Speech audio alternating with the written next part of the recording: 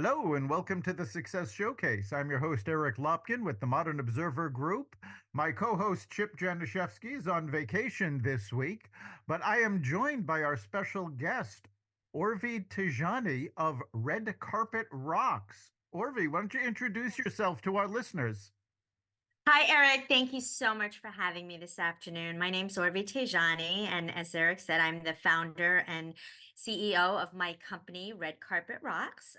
Red Carpet Rocks is a brick and mortar store and an e-commerce platform that specializes in special occasion jewelry for your special occasion. Our price points are 40 to 200, so we're looking to be like the Zara, but for special occasion jewelry. Fantastic. Now, we had been talking prior to the podcast about the importance of creating an experience for customers, particularly in brick and mortar. So I'd like to talk to you more about that.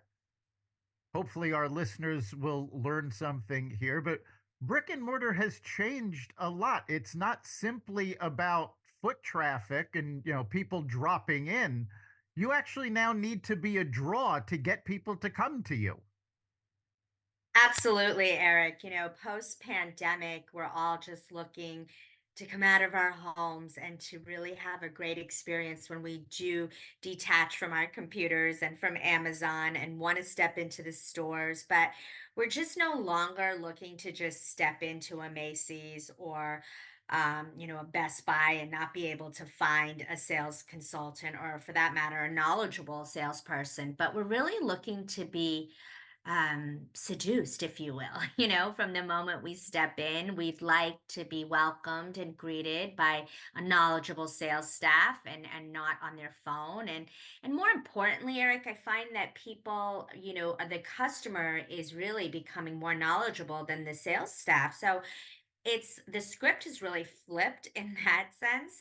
But just the whole overall experience, right? When they step in, they want to be greeted. They want to be, they want the salesperson to take interest in what they're looking for, and really, more importantly, just helping them get to what they're looking for in the fastest possible way. Because let's face it, we're all in a rush, and we're all trying to find what we need.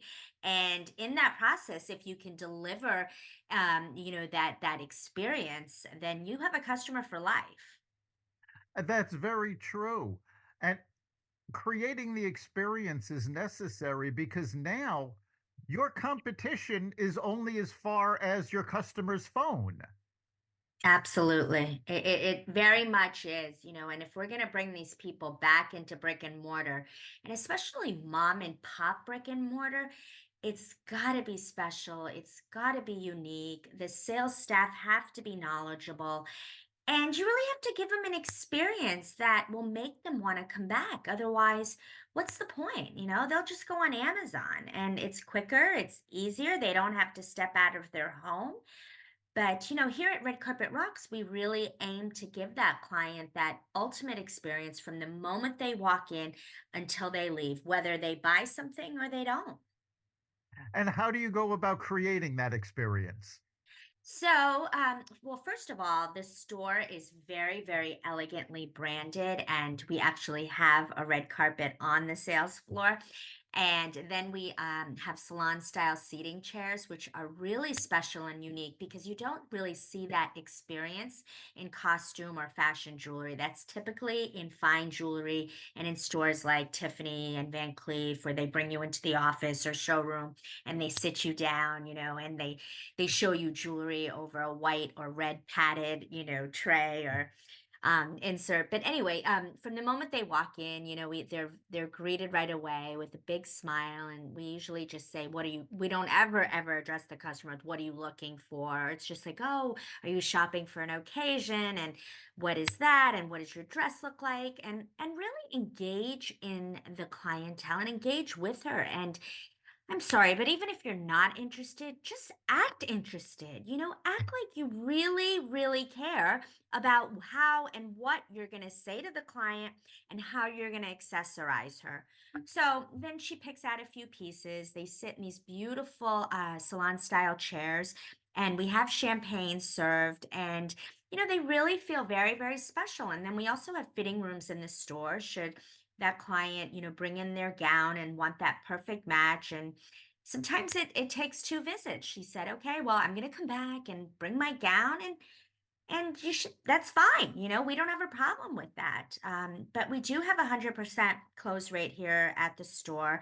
And that's simply because, in addition to our product assortment, we really go over and above for our clients.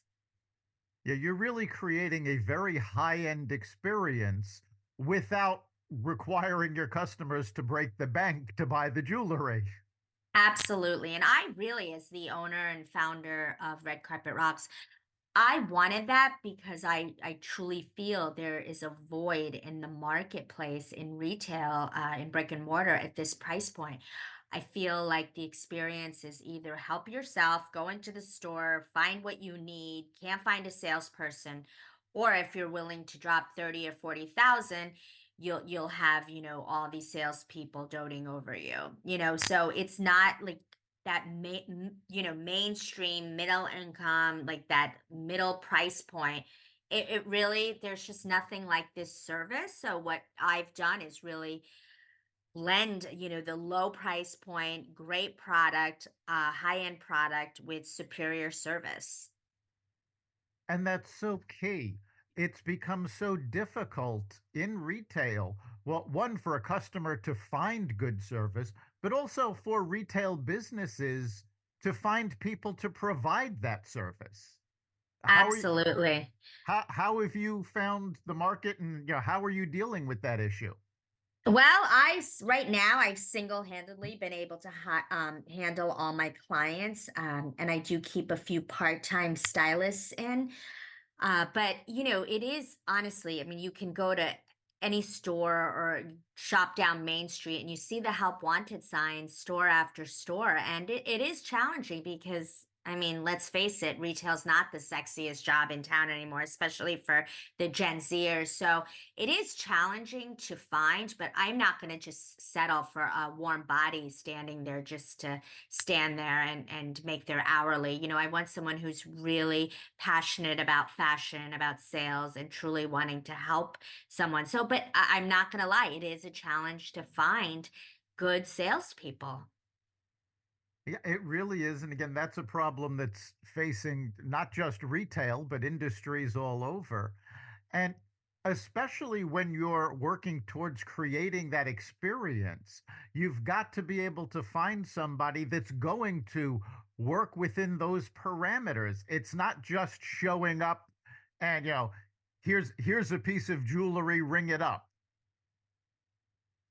That's absolutely right. Yes, it's very, very true. And good salespeople can really make or break your business, Eric. And it's very important because while we can give the chilled champagne, the lovely, salon chairs, the great vibe with the music, and we can give it all, but if you don't have a stylist, I don't even call it, a salesperson. I really call it a stylist, an educated stylist. The customer is just not going to have that trust that she needs to have in order to close the sale. And it's really important that this salesperson exudes the confidence, exudes the knowledge in styling and certainly merchandising her look, because otherwise it's really the customer's just too savvy, Eric. Now they know, and especially women, they know if you've got style or you don't, just even starting from the way you present yourself. And if you're not coming to work with your hair brushed and your nails manicured and dressed to the nines, it's just, at least at Red Carpet Rocks, it's challenging, because it doesn't paint the picture of a believable, stylish, knowledgeable salesperson. And that is, crucial for your business. You're catering to a customer that wants to look her best for whatever occasion it is. And she's not going to have that confidence if the folks in the store don't look their best, if the store itself isn't immaculate and looking its best. Absolutely. It's just, I mean, it's just what the world is, right, Eric? You go into a gym and you ask for a personal trainer, and if that trainer is 400 pounds, are we going to be training with that client? I mean, with that trainer? No, of course not. Now, we had discussed some of the things you do in your store to actually create that environment. You have elements not just to entice a customer's sight, but you had mentioned different smells, different sounds. How do you create that? Sure. So from the moment they walk in, I use a scent diffuser that is from a hotel collection that kind of sprays out this great scent, like you're used to seeing at like a one hotel or Ritz-Carlton, and it's just that identifiable scent that you kind of feel like you're away or you're on vacation or you're somewhere very elegant and expensive. So we've got that to start with, and then we just have really great music. I stream it from Spotify, and it's just a nice playlist of songs so that it's not interrupted by commercials because you go into like I can't even think about what comes to top of mind, but even just, not branded salons, you go in and they have music on, but then, they have either 95.5 or KTL. No. I don't even know the radio stations anymore, but, they have the commercials in between. And it just really, I think,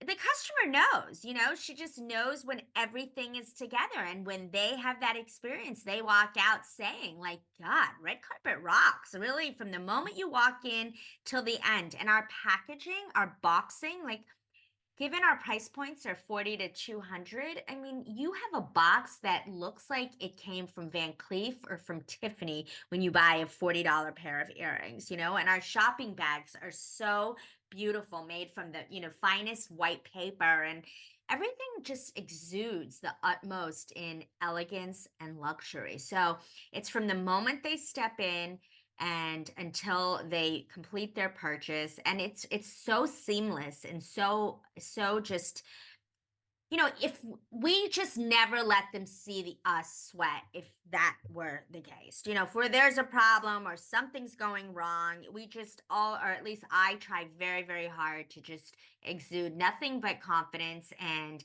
making sure that that customer's first and she's happy, and resulting, in 5-star reviews, which, Eric, reviews are everything, especially to a brick and mortar. A Google review Sure. is so important. It really is. Again, especially for a brick and mortar location, you have to bring people in. And what you're doing, you're paying such attention to the details. All of the senses are being engaged. Down again, as you said, down to the packaging. I mean, the company that comes to mind when you talk about boxing and all of that is actually Apple, that paid so Right. much attention to their packaging of every little thing. That was Steve Jobs's trademark, with basically that attention to detail. And not a lot of businesses are doing that, especially in retail, other than the high end. Absolutely. And even the higher end or middle tier, Eric, I've been finding that they're cutting back on everything. You're lucky if you even get a shopping bag. And if you do get a shopping bag, it's a dime or 20, whatever I mean, it's just unbelievable that, when we're in a world where we're getting everything from Amazon and the e-com big businesses, it's just, everything, it just seems like everyone's cutting corners, right? And they're throwing anything you order basically in a manila envelope, and there you get it. And it's just that very, like, let's just throw it in there, ship it, get it out, and then the customer gets it, rips it open, and where's the experience in any of that? Yeah, there really is no experience. And again, it's that attention to detail. It's not just that companies are cutting back, especially with packaging. A lot of the states have actually passed laws Right. against the use of paper bags, That's right. against the use of plastic bags. So now they're charging the retailers, most retailers pass that on to the customer. And that's something that does set a business apart. And the company that actually comes to mind is a department store chain in the Northeast called Boscov's. I don't know if you're Yes. familiar I've with them. heard of it, of course. Yes. But when the state here in the state of Connecticut, they passed a law saying, you had to charge for the bags. Mr. Boskoff, who is, the owner and CEO of the company, said, literally told his employees, no customer of mine is going to pay for a bag. We will absorb that cost. And it's that sort of detail that gets people to come back. And of course, repeat business and referrals are the lifeblood of business in general, but especially retail. Absolutely. And one other thing to your point that I've been noticing is that we've always, as retailers and merchants, always had the merchant credit card fees, right? I mean, tell me if I'm saying this incorrectly, but why all of a sudden are we passing this 2 or 3% credit card usage fee to the customer? Why, and how are we not just building it in as the cost of doing business into the product? I mean, client buys, something, she's at the register and it's $150, and then they're saying there's a 3% credit card fee. Yeah, that's becoming more common, and I think that is a failure of business. When somebody purchases our services, if they're paying by check, if they're paying by credit card, if they're paying by cash, they're paying the same amount. We do not pass credit card fees on. We have to pay them. It's a cost of doing business. It's part of our overhead, and it's built into the business model that we have to pay that. Absolutely. I couldn't agree with you more. And we've been paying that all along. I don't understand why now we are separating that cost as a line item and adding it and passing it on to the customer. Yeah, I believe it's a very bad business practice. And it's, Absolutely. you're trying, I understand where you're trying to cut your costs, but there's a point that cutting costs is no longer a good thing because it shows up in the customer experience. The customer doesn't want to know that you have to cut costs. They want to believe that whatever they are buying is high quality, whether it's a, middle of the road product, a high end product, even if it's a low end product, they want to know they're getting the best possible product for that price.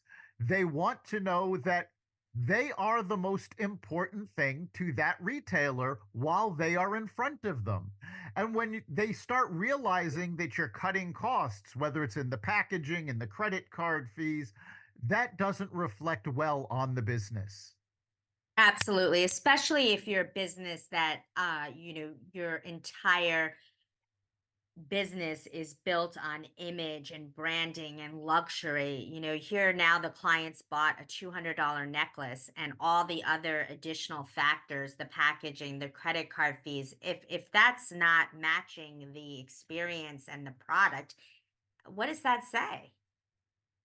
And that's very true. And again, when you're creating an experience, it's up to the business to live up to the experience they're trying to create.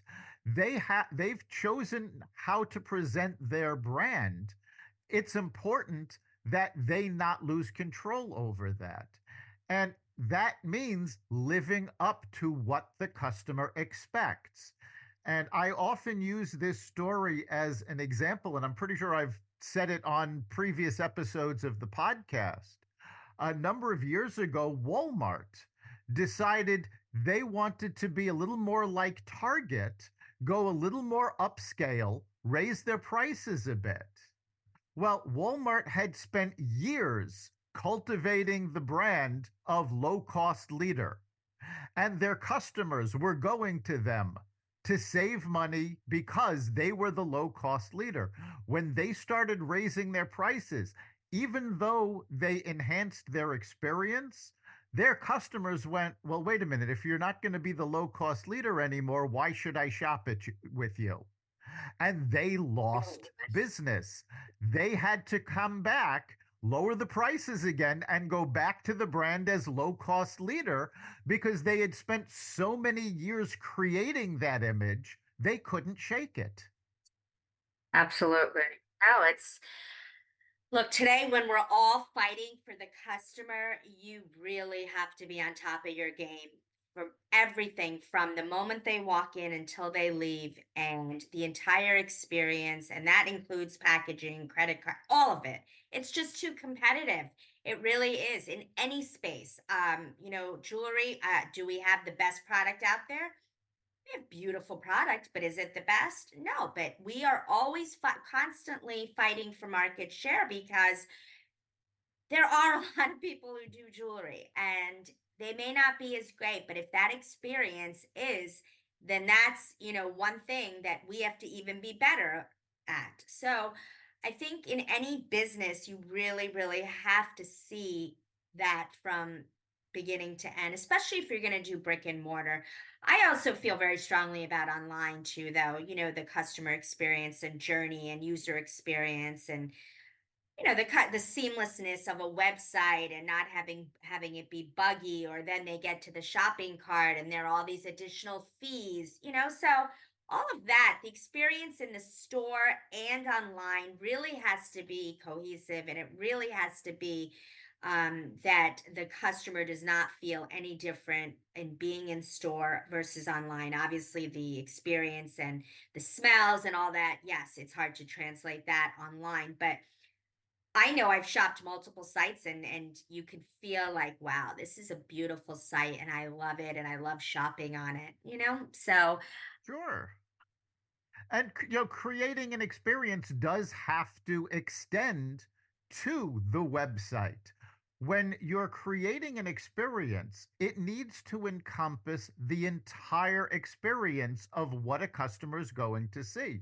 And 9 times out of 10, the first thing they are going to see is not the store, but your website, because they're looking on Google to find where they can get the jewelry, the dress, whatever it is they're shopping for. that's So, right.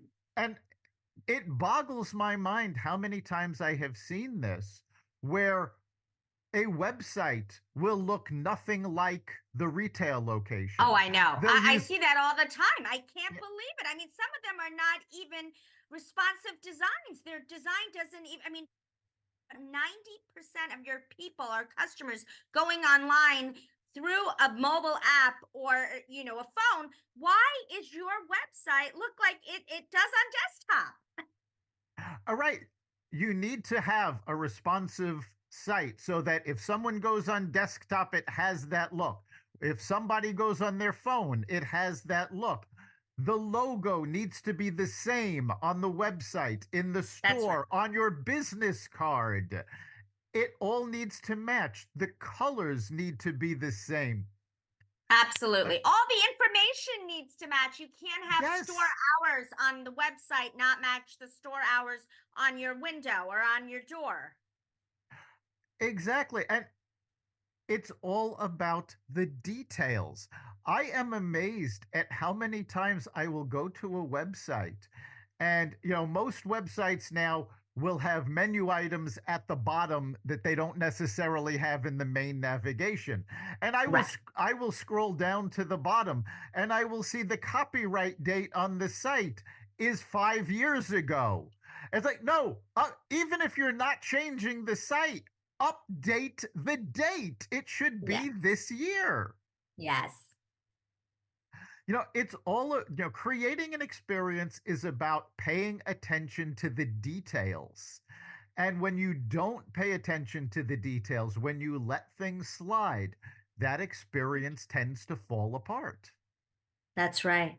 It's so important. And I think that it really defines the success of a brand and a brick and mortar. And it really does. And I think as there's constantly more and more brands coming in and going out, it just, the ones that are able to really stay, and the longevity of a brand depends so much on all the things we've discussed today. It really does. And longevity is a major factor. If you're a fly by night, if you've been in business for weeks or months rather than years, the experience becomes that much more important because you don't have the track record yet. You don't have that loyal clientele yet. And you have to create that with the experience. Once you're in business 15, 20 years, the experience is more about keeping it up because long term customers will notice when things start falling down. And again, they've got their phones with them. They can look up your competition and go there very easily. Absolutely. It's just too easy now, and it really, let's all remember that 100 good reviews are great, but one bad is so painful, and that one bad can do more damage than those 100 good ones, right? We all know that. We've all been there, and you just have to do everything you can because those reviews are just the importance of those reviews in today's day and age are really, really everything, especially to brick and mortar, because everything's a Google review or a Yelp review. And people, especially if they don't know your brand, that's the first thing they're gonna do is look at those reviews. Absolutely. And a bad review can't be ignored. You can't just say, well, it's one bad review. There's nothing I can do. There's always something you can do. You can reach out to the person leaving the review, find out what happened to make them leave that bad review. And if there's a way to fix it, you need to do that. You will find that people that have a bad experience that gets fixed very often become loyal customers because you took that extra time to say, okay, we acknowledge that something went wrong. Let's make it right. That's right. And they will communicate that even through a review, where that review may start in the beginning. Well, I had this experience, but this is how they chose to handle it. Yeah. And that really, for future customers, that's very important and good for them to know that, okay, well, you know what? We all know things happen and they do. But I've always been such a firm believer on we know that they happened, but more importantly, how are they rectified? How are they resolved? How is the salesperson handling the situation? Are they just brushing it off and ignoring it, or are they making it right to the customer? Because that's really everything. Because I think we're all, at the end of the day, we're all human. We understand things fall through the cracks, but how are we handling that? How are we fixing it? Are we inviting them back again? Are we giving them a discount? Are we giving them free product? Are we giving them, 50%? Whatever the business is, but something has to be done because it's an apology only gets you so far now. The customer wants action. Yes, they do. And that customer service goes to create the customer experience. It's not simply about making a customer happy. It has to go beyond that. You want to have your customer be so impressed with the experience they're having that they go tell two friends. And it's, the old shampoo commercial. They told two friends and they told two friends and so on and so on. And that, Absolutely. Especially in a business like mine where it's special occasion driven. Everyone that walks in, for the most part, has an occasion or an event or something special, Eric. So, you've got a mother of the bride or mother of the groom or a bride or a prom girl. They think this is the best thing going on in their life right now.